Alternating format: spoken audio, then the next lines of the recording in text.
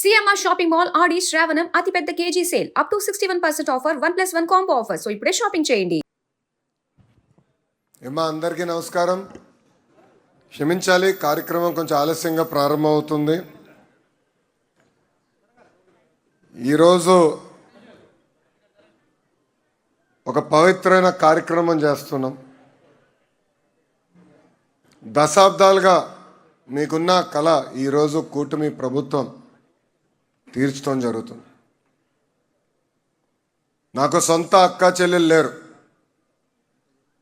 కానీ ఈరోజు మిమ్మల్ని అందరూ చూస్తుంటే నా సొంత అక్క చెల్లెలు చూసినట్టు నాకు అనిపిస్తుంది. అమ్మా, నేను మంగళగిరిలో పుట్టలేదు, మంగళగిరిలో పెరగలేదు, నాకు బంధుత్వం లేదు. 2019లో కరెక్ట్గా 23 రోజుల ముందల తెలుగుదేశం పార్టీ శాసనసభ అభ్యర్థిగా మీ ముందర నిలబడ్డా. మీ సమస్యలు నాకు అర్థమవలేదు, నేనేంటో మీకు తెలియలేదు. వేదికమైన నాయకులు ఆనాడు నాకు చెప్పారు, ఇంటి పట్టాలు రెగ్యులరైజ్ చేస్తామని మీరు ఒక మాట ఇవ్వండి అని 2019లో చెప్పారు. కానీ వాళ్ళకి నేను ఒకటే చెప్పా, ఆ సమస్య ఏంటో నాకు తెలియదు, నాకు తెలియనప్పుడు నేను లేనిపోని హామీలు ఇవ్వకూడదు అని చెప్పా. 5300 ఓట్లతో నేను ఓడిపోయా.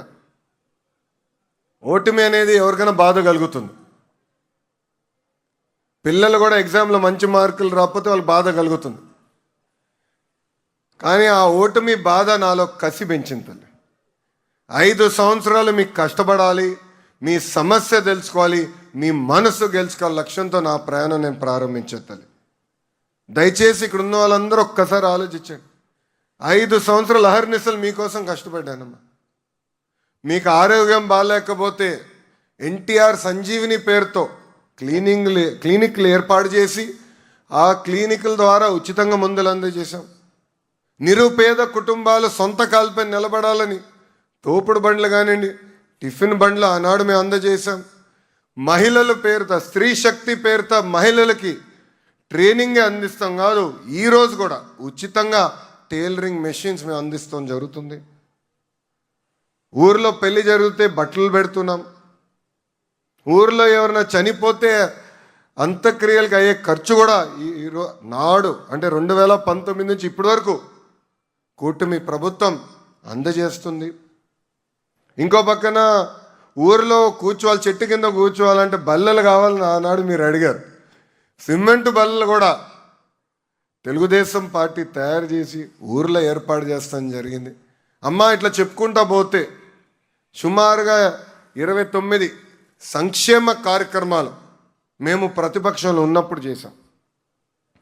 అందుకే 24 ఎన్నికలప్పుడు మీ దగ్గరకు వచ్చా. ఆనాడు మీ అందరికీ ఒక మాట ఇచ్చా, ప్రతిపక్షంలోనే మీ లోకేష్ ఇంత కష్టపడితే రేపు అధికారంలోకి వచ్చిన తర్వాత ఎంత కష్టపడతారో ఒక్కసారి ఆలోచించమన్నా. 5 సంవత్సరాలు నేను అనేక ఇబ్బందులు పడ్డా. ఆనాడు అధికారంలో ఉన్నవారు అనేక మాటలు నన్ను అన్నారు, నా గౌరవాన్ని మీరు కాపాడండి, నేను ఏ మెజారిటీ అయితే ఓడిపోయినా దాని పక్కన ఒక్క 0 పెట్టి శాసనసభకు పంపించాలని ఆనాడు కోరా. ఎవరు ఊహించలా, గౌరవ ముఖ్యమంత్రి చంద్రబాబు నాయుడు గారు ఊహించలా. ఎంతమంది శ్రేయోభిలాషులు చెప్పారు నాకు, కేవలం ఒక మంగళగిరి నియోజకవర్గంలోనే కాదు 2 నియోజకవర్గాల్లో పోటీ చేయని. నేను అడిగా ఎందుకని. 1985 తర్వాత గెలవని నియోజకవర్గం అని. అప్పుడు వాళ్ళు ఒకటే చెప్పా, ప్రజల మనసు నేను గెలిచాను అనుకుంటున్నాను, తప్పనిసరిగా ఏకైక నియోజకవర్గం మంగళగిరిలోనే పోటీ చేస్తానని చెప్పా. మీ అందరి ఆశీస్సులతో ఆంధ్ర రాష్ట్ర చరిత్రలోనే టాప్ 3 మెజారిటీ 91,000 మెజారిటీతో శాసనసభ గడప దొక్కారు. మరింత నా పైన బాధ్యత పెరిగింది. అందుకే మొదటి విడత కింద 3,000 ఇల్లు పట్టాలు ఇచ్చాం. ఈరోజు 2వ విడత కింద ఇంకొక 3,000 ఇంటి పట్టాలు మేము అందజేస్తున్నాం. తల్లి, పట్టాలు అందించే కార్యక్రమం చాలా కఠినమైన కార్యక్రమం. అధికారులు మన గడప దొక్కారు. అధికారులే కాదు, మా నాయకులందరూ కూడా వెళ్ళమని చెప్పా. ఎందుకంటే మీకు కొన్ని అపోహాలు ఉంటాయి, కొలతలు ఎందుకు వేస్తున్నారు, దీనివల్ల ఏమవుతుందని ఒక భయం కూడా ఉండొచ్చు. ఆ భయం పోగొట్టాలని వేదికమైన ఉన్న నాయకులందరినీ అధికారులతో అనుసంధానమై మీ దగ్గరికి రమ్మన. ఒక్కసారి గుండె మీద చేసుకుని ఆలోచించమని కోరుతున్నామ్మా. మీ దగ్గర ఒక కాఫీ తాగలేదు, కనీసం ఒక గ్లాస్ నీళ్ళు కూడా మా నాయకులు తీసుకోలేదు. అంటే పారదర్శకంగా ఎక్కడ ఆరోపణలు రాని విధంగా ఈరోజు మేము మీకు ఇంటి పట్టాలు ఇస్తున్నాం. ఆనాడు మీ దగ్గరికి వచ్చిన ఒకే ఒక మాట చెప్పా, తల్లి సమస్య అర్థం చేసుకున్నా బట్టలు పెట్టి మరి పట్టాలు అందించే బాధ్యత మీ లోకేష్ అని చెప్పాను. ఇచ్చిన హామీ మేరకు ఈరోజు బట్టలు పెట్టి గౌరవంగా మీకు ఇంటి పట్టాలు అందజేస్తున్నాం. దాంతోపాటు కార్యక్రమం అయిన తర్వాత తప్పనిసరిగా భోంచేసి వెళ్ళవలసిందిగా మిమ్మల్ని అందరినీ నేను కోరుకుంటున్నా. ఈరోజు ఇది ఒక పవిత్రమైన బాధ్యత.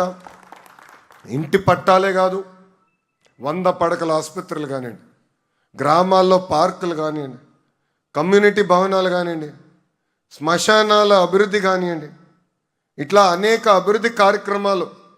అంటే రాష్ట్రానికి బడ్జెట్ కొరత ఉన్నా కూడా నాకున్న మిత్రులు అనేక కంపెనీలు తెలిసిన వారు ఉంటే వాళ్ళకున్న సిఎస్ఆర్ నిధుల ద్వారా ఈరోజు మంగళగిరి నియోజకవర్గాన్ని మేము అభివృద్ధి చేస్తున్నాం.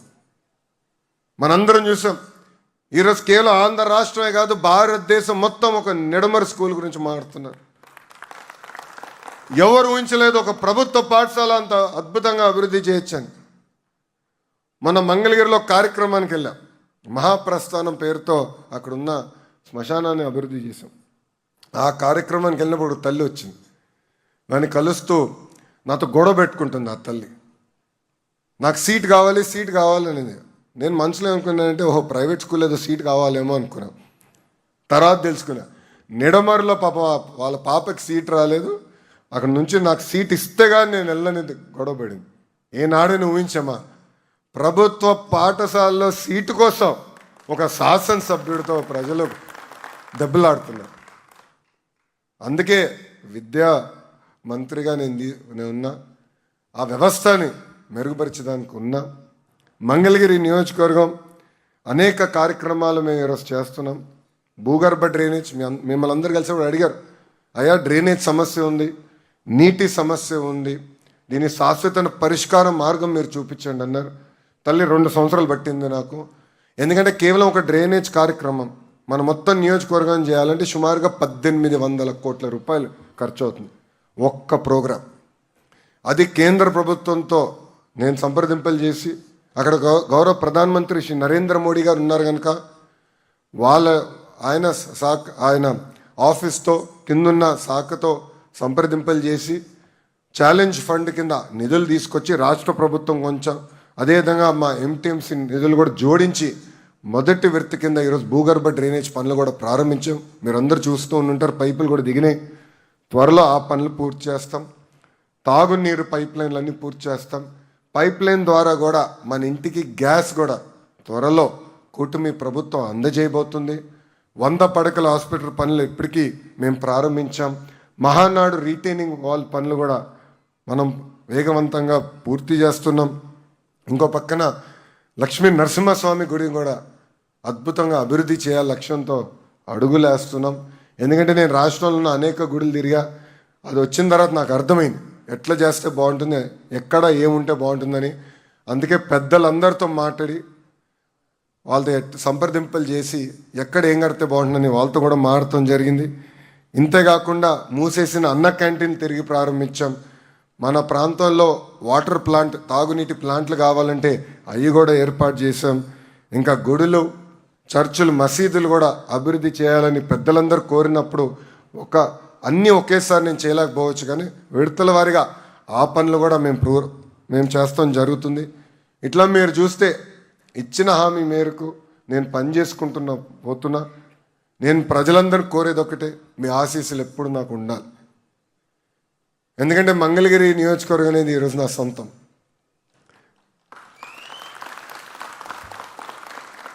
మీరు చూస్తే ఏ కార్యక్రమం అయితే కుటుంబంతో చేయాలో అది కూడా బ్రహ్మని దేవాంశతో కలిసికట్టుగా మంగళగిరి నియోజకవర్గంలో చేస్తున్నా. ఎందుకంటే ఈరోజు నేను ఇక్కడ పుట్టి పెరగలేదు, కానీ మంగళగిరి ప్రజలు నా సొంతం అయ్యారు. వాళ్ళ మనస్సుని దగ్గరయ్యా నేను భావిస్తున్నా.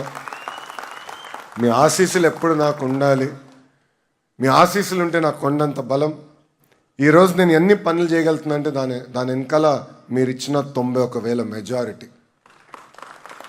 ఈరోజు నేను గౌరవ ముఖ్యమంత్రి గారితో దెబ్బలాడగలుగుతున్నా, గౌరవ ఉప ముఖ్యమంత్రి గారు పవనంతో కూడా దెబ్బలాడగలుగుతున్నా. అన్న ఇది నా నియోజకవర్గం, నాకు ఇంత మెజారిటీ ఇచ్చారు, మీరు చేయాల్సిందే అని దెబ్బలాడి పనులు చేయించుకోగలుగుతున్నా. అంతెందుకు కొన్ని విషయాలు గౌరవ ప్రధానమంత్రి గారి ఆఫీస్ ద్వారా కూడా చేయించుకోవాల్సిన అవసరం ఉంది. ఆల్రెడీ నోట్లు పంపించి, ఎందుకంటే ఇంత మెజారిటీతో గెలిచాను, మీరు ఆశీర్వదించాలి, దీవించాలి, పనులు చేయాలని వాళ్ళని కూడా నేను కోరటం జరుగుతుంది. ఇవన్నీ మీకు ఎందుకు చెప్తున్నానంటే నాకు అంత మెజారిటీ ఇచ్చారు కనుకనే నేను పెద్దలతో మాట్లాడగలుగుతున్నా, వాళ్ళు కూడా గమనిస్తున్నారు. ఎంతోమంది ఢిల్లీలో ఉన్న నాయకులు నన్ను అడిగారు, మీరు పోటీ చేసి గెలిచిన నియోజకవర్గం సుమారుగా 20 సంవత్సరాల క్రితం గెలిచింది కదా, 40 సంవత్సరాల క్రితం గెలిచింది కదా అని నన్ను అడిగారు. అప్పుడు చెప్పి అవునండి ఇట్లా జరిగింది. అందుకే వాళ్ళు కూడా కేంద్ర మంత్రులు కూడా అద్భుతంగా స్పందించి మనం అడిగిన అన్ని కోరికలు, మనం కోరిన అన్ని కోరికలు ఈరోజు వాళ్ళు తీర్చడం జరుగుతుంది. చేసుకుంటూ వెళ్తా, కానీ మీ ఆశీస్సులు ఎప్పుడు ఉండాలి. ఇలాంటి కార్యక్రమాలు ఎప్పుడు కలిసికట్టుగా చేసుకుందాం, ఒక మోడల్గా తయారు చేయాలి మంగళగిరి నియోజకవర్గం అనేది నా లక్ష్యం. ఆనాడు మీ అందరికి ఒకే మాట ఇచ్చా, ఆంధ్ర రాష్ట్రం మొత్తం మంగళగిరి వైపు చూసే విధంగా నేను మంగళగిరి నియోజకవర్గాన్ని అభివృద్ధి చేస్తానని చెప్పా. ఒక నిడమర స్కూల్ వల్లనే ఈరోజు రాష్ట్రం మొత్తం మన వైపు చూస్తుంది. కేవలం రాష్ట్రమే కాదు, యావత్ భారతదేశం మొత్తం మంగళగిరి వైపు చూసే విధంగా మంగళగిరి నియోజకవర్గాన్ని నేను అభివృద్ధి చేస్తానని ఈ సభాముఖం మీ అందరికీ నేను హామీ ఇచ్చుకుంటూ, అమ్మా సంక్షేమ అభివృద్ధి అనేది జోడెద్దుల బండి. మనం అధికారంలోకి వచ్చినప్పుడు ఆదాయం రూపాయి ఉంటే ఖర్చు ₹60 అయ్యేది. అలాంటిది గడిచిన 2 సంవత్సరాలు అహర్నిశలు కష్టపడి పెట్టుబడులు తీసుకొచ్చి ఎకనామిక్ యాక్టివిటీ మొత్తం ప్రారంభమైన తర్వాత 2 సంవత్సరాల తర్వాత రూపాయి ఆదాయం వస్తే ఖర్చు ₹40. అంటే ఆదాయం పెంచాం. ఒక తల్లికి వందనం కార్యక్రమం కింద 10,000 కోట్ల రూపాయలు ప్రభుత్వం ఖర్చు పెడుతుంది. మన ఇంట్లో ఎంతమంది పిల్లలు ఉన్నా అంతమంది పిల్లలకి ఈరోజు తల్లికి వందనం మన ప్రభుత్వం ఇస్తుంది. పోయిన సంవత్సరం జూన్ మాసంలో ఇచ్చాం. జూన్ మాసంలో ఇచ్చినప్పుడు సమస్య ఎక్కడొచ్చిందంటే పిల్లలు ఇంకా స్కూల్లో చేరలేదు. అంటే ఫస్ట్ గ్రేడ్కి 1వ తరగతి క్లాస్కి ఇంకా పిల్లలు రాలేదు, 11th క్లాస్కి ఇంకా పిల్లలు చేరలేదు. అందుకే ఒక నెల సమయం తీసుకుని ఈ చేర్పులన్నీ ఇప్పుడు అయిపోయినాయి. ఈ వారం నుంచి, ఈ రోజు నుంచి 24 వరకు మీ ఖాతాలో కూటమి ప్రభుత్వం తల్లికి వందన నిధులు కూడా వేయబోతుందని ఈ సభాముఖం మీ అందరికి తెలియజేసుకుంటున్నా. పైకి వచ్చే లోపల మీకు మెసేజ్లు వస్తాయి, ఎందుకంటే బ్యాంక్ అకౌంట్కి మీ ఫోన్ నెంబర్ లింక్ చేసి ఉంటారు కదా, సో మీకు మెసేజ్లు కూడా వస్తాయి. ఒక తల్లికి వందనం, పెన్షన్ 4,000 రూపాయలు, ఉచితంగా 3 గ్యాస్ సిలిండర్లు, స్త్రీ శక్తి కింద మహిళల బస్సులు ఉచితంగా ప్రయాణించే హక్కు కల్పించాం. మత్స్యకార సోదరుల డబ్బులు, చేనేత సోదరులకి ఉచితంగా 200 యూనిట్ల కరెంటు, ఇట్లా చెప్పుకుంటా పోతే అనేక సంక్షేమ అభివృద్ధి కార్యక్రమాలు మేము చేస్తున్నాం. ఒక పద్ధతి ప్రకారం ఆదాయం పెంచుకుంటూ ఇంకో పక్కన సంక్షేమ కార్యక్రమాలు చేస్తామని ఈ సభాముఖం మీ అందరు తెలియజేసుకుంటూ, తల్లి ఈరోజు వాస్తవంగా గౌరవ ఎంపీ పెమ్మసాని చంద్రశేఖర్ గారు రాలేకపోయారు, ఎందుకంటే పార్లమెంట్ సమావేశాలు ఉన్నాయి. కేంద్ర ప్రభుత్వానికి సంబంధించిన అనేక కార్యక్రమాలు పాపం ఎంపీ గారు పర్సనల్గా తీసుకుని, చంద్రశేఖర్ గారే నెడమరు ఆ రైల్ ఓవర్ బ్రిడ్జ్ చూస్తే కూడా అది పర్సనల్గా ఆయన తీసుకున్నారు కనుకనే అది శాంక్షన్ అయ్యి యుద్ధ ప్రాతిపదికంగా 12 నెలల్లో ఆ కార్యక్రమం కూడా మేము పూర్తి చేయగలుగుతున్నాం. అంటే ఒక పక్కన ఎంపీ గారు, ఇంకో పక్కన శాసనసభ్యుడిగా మీ లోకేష్, ఇద్దరం కలిసికట్టుగా పనిచేయగలుగుతున్నాం కనుకనే ఇంత అద్భుతంగా నియోజకవర్గాన్ని అభివృద్ధి చేయగలుగుతున్నాం.